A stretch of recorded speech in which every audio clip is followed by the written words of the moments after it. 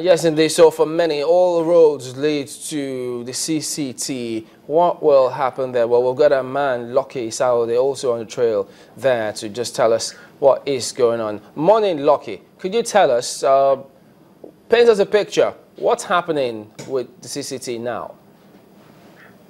Good morning, Chamberlain. At the moment, security men, policemen have taken over the premises of the Code of Conduct Tribunal. The tribunal is expected to sit at 10, but right now the Senate President is still being expected. No single senator or member of the National Assembly is here yet. Apparently, they will come with the Senate President when he will be here any moment from now.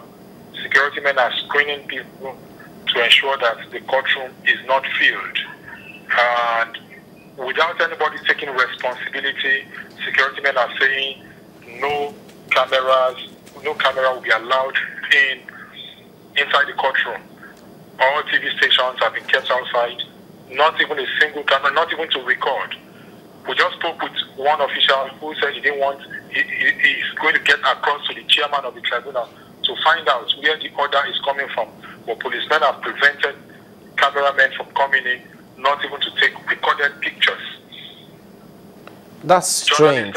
Journalists are still outside being screened, and they say the only thing that will be allowed into the courtroom are midgets. Wow. So, okay, well, apparently you're speaking to police officers too, but are they giving any indication whensoever that they're going to come forward and say, where is that order coming from? Because that will be a violation of, because you're going about your legitimate business. Exactly. I spoke with the assistant registrar, one Mr. Abdul.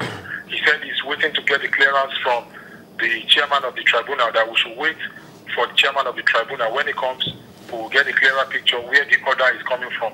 I also spoke to one of the councillors representing Senator Saraki, Mr. Ahmed Raji SAN, and he said he's not aware that journalists have been barred from covering the event. So at the moment, we are waiting for the chairman of the tribunal and the registrar of the court to find out where the order is actually coming from.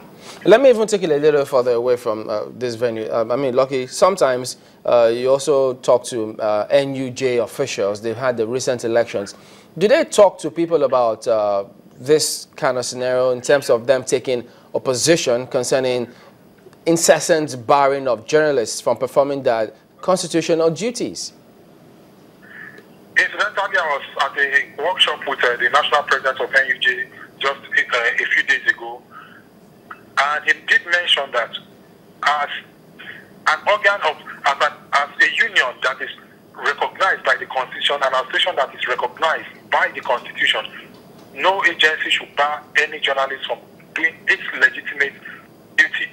This is a public place. The courtroom is a public place. Even if an event is not going to be taken live, we should be allowed to go in and cover so that our viewers can be informed about the happenings of the day. So it's an issue that even the national president of the NUJ is taking up with relevant agencies. Are still cameras allowed? No still camera is even allowed in. They said, in fact, at the screening point, only midgets are allowed in. Are they no still seizing cameras, no video cameras. Are they seizing phones as well? Come again? Phones. Are phones allowed in? Phones? Are they? Phones. Are they seizing them? No, they are not seizing phones. We are allowed to come in with our phones.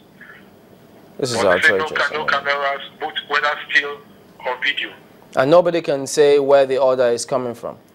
At the moment, nobody can say. Even the assistant registrar I spoke to said he's not aware where the order is coming from.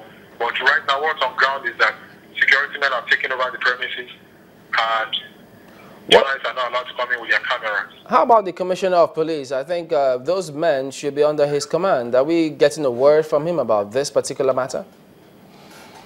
I'll call him to find out, but he's not here today. At the last sitting, he was here. But right now, he's not here, and none of the senior officers who are here are willing to talk. All they just said when we spoke to them is that the order is coming from above. As they always say. No still cameras. Always from above, and then decide what. All right, Lucky. But at the moment, there is no indication that that proceeding will not go on today. When I spoke counsel, one of the counsels representing Senator Saraki, Mr. Ahmed Raji, okay. he said ideally the proceedings should not go on today because there is a matter concerning this, challenging the jurisdiction of this trial at the Court of Appeal. And the Court of Appeal has started hearing the matter, even though judgment has not been given. But by way of finding a motion at the Court of Appeal, ideally this tribunal should cease sitting on today's matter. Okay, so how is it going to play out? Because if he says it's not supposed to go on, does he expect that when they get in there, he then tables it and says, look, my lord, this, and then they adjourn till whenever? Incidentally, they tried that before, at the time when they said the Senate President should not be dogged, should not be arraigned, because they are challenging the jurisdiction of the tribunal. The tribunal chairman insisted that he is going ahead, he's assuming jurisdiction, and is going to hear the matter. And the same thing may play out today, because as it stands, the Court of Appeal has now actually given a judgment restraining this tribunal from proceeding with the trial. All right, we'll have to let you go, Lucky, so you can keep watch, our eye there. Thank you very much indeed, Lucky Saudi.